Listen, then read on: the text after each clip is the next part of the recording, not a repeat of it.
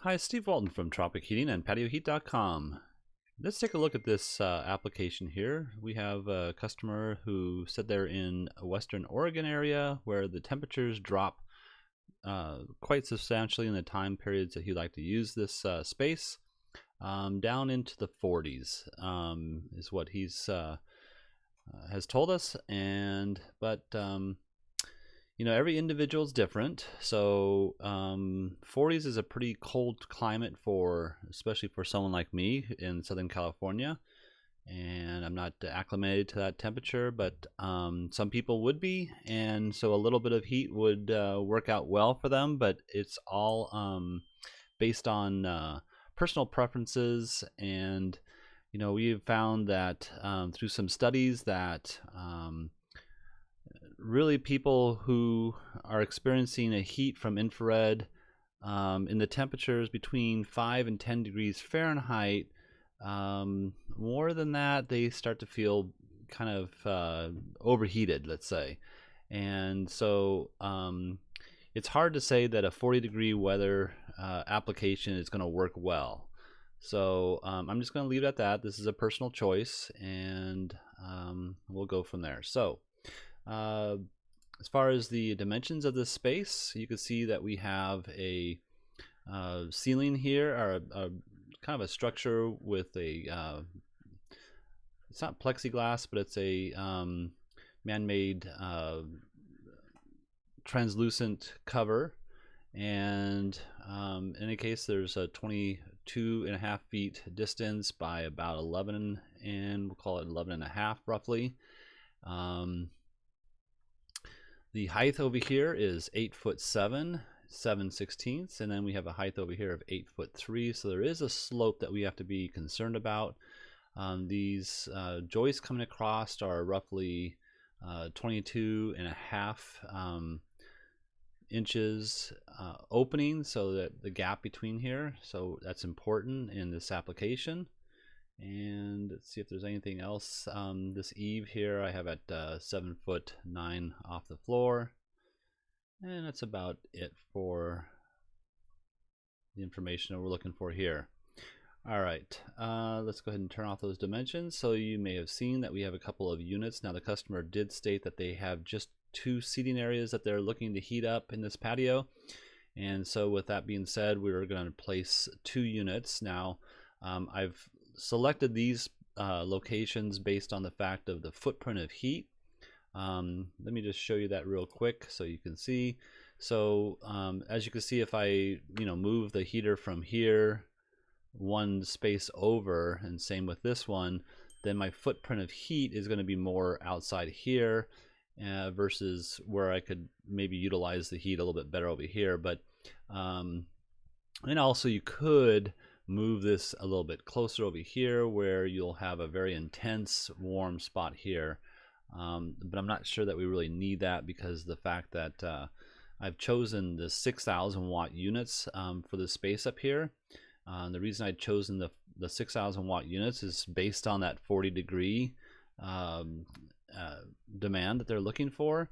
Now I would highly consider using a control system with a 6,000 watt unit at this height, because I would venture to say that this would be a way too hot of an application the majority of times. So, but in any case, there's your footprint of heat. You can see that the 6,000 watt unit is designed for a lot higher of an application. That's why this ray travels a further distance, but it's going to actually penetrate the floor and tables and chairs and the people inside. So yes, you could change this to a 4,000 watt unit, single element. That's very easily doable. As far as purchasing the one or the other, I should say, you can't change a dual to a single, and vice versa. You can't do that either. So you need to make a choice. But again, I would highly recommend a control system for an application like this. All right. So let me just go through a couple other issues here. Not really issues, but things you need to consider if you're going to utilize something like this. So here's the clearance above the heater, and that clearance is 6 inches above the unit itself, and then 6 inches to the sides. either side. You can see that with this 22.5 roughly opening, we're no problem with the clearances either side or the top. The material up here, now I am not an expert in that material, and I couldn't speak to the fact whether it will deteriorate quickly or not, but the temperatures are for clearances to combustible items, and I would venture to say this would be an okay application. So just bear that in mind. Also, now with that regards to that slope, we have to keep this heater level. If this heater is not level and it's on a slope, then what happens is the elements, they have a kind of like a spring style of element inside here, and that spring will go downhill as it expands and contracts every time you use it, and then eventually it'll all gather up down on one side and start to short out and create hot spots, etc. But it'll be damaged in a short period of time. So you need to make sure the heater's level. And you might see here now that I essentially just have this floating in air. This is the one here, and you'll need to come up with some sort of bracketing system. So let me just turn this the clearances off. So what I've done on this one here, for instance, is I've taken just a tubular steel, 1x1 tubular steel, and then I just came up with a bracket that I could, possibly purchase over at a Home Depot or something of that nature.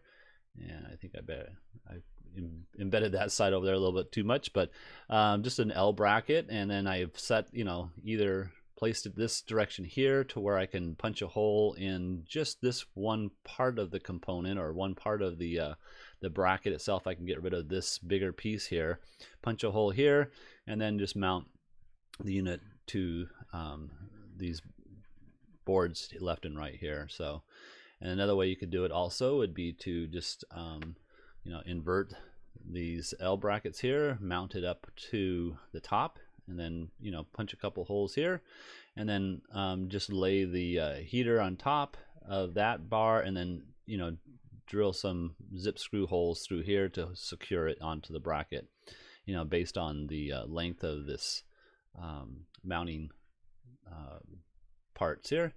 Now you do want to make sure that you can maneuver around the heater. This bracket here does rotate a little bit. It's made to rotate, I should say. Well, you secure it, but in any case, I think you want to make sure you can get access to those. So if there is ever an issue where you need to remove the heater, you want to make sure that you do it in a way that you still have access to it. I think that's about it. The junction box is located on the left or right, and so you'll need access to that as well. And I think that's about it. So let's just go ahead and again look at that ray footprint of heat, and you see that it's got a pretty good coverage. Now 4,000 watt will be essentially about the same footprint of heat, and we got good coverage going front to back here, by the way. And I do have this centered, the heaters themselves centered between here and the eave itself. So you could force the units to the left. That way you get a better coverage out here, but you need to stay 18 inches away from this edge here to the edge of the heater.